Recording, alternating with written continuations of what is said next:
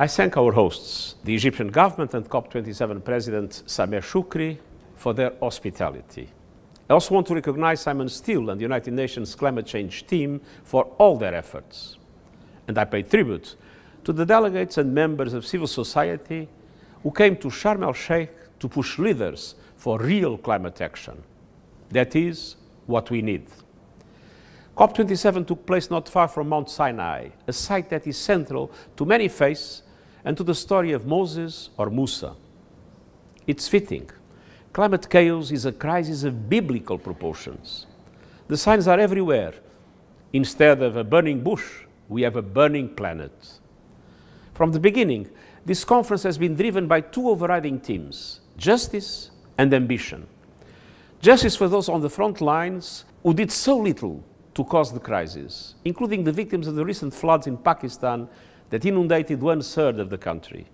Ambition to keep the 1.5-degree goal alive and pull humanity back from the climate cliff. This COP has taken an important step towards justice. I welcome the decision to establish a loss and damage fund and to operationalize it in the coming period. Clearly, this will not be enough, but it is a much-needed political signal to rebuild broken trust. The voices of those on the front lines of the climate crisis must be heard. The UN system will support this effort every step of the way. Justice should also mean several other things. Finally making good on the long-delayed promise of $100 billion a year in climate finance for developing countries.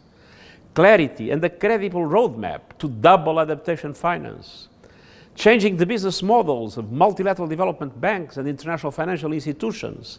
They must accept more risk and systematically leverage private finance for developing countries at reasonable costs.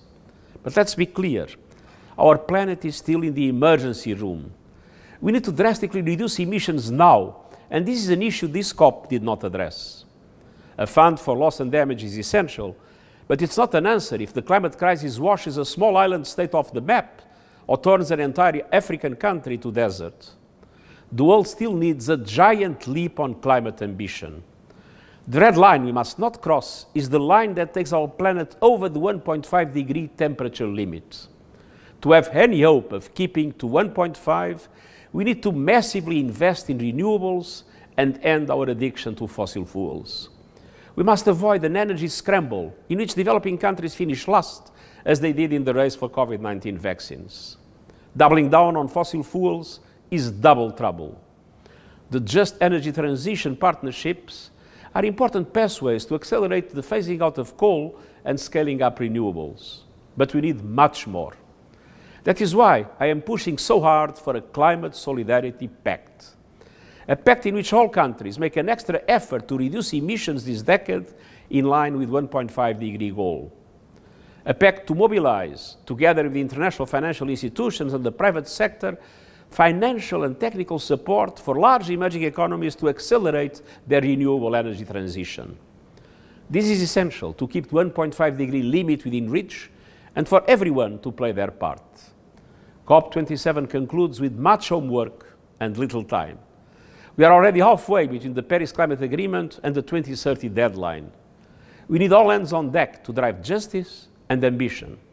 And this also includes ambition to end the suicidal war on nature that is fueling the climate crisis, driving species to extinction and destroying ecosystems.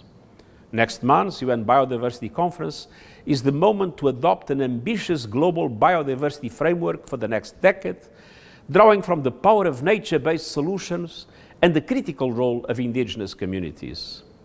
Finally, justice and ambition require the essential voice of civil society.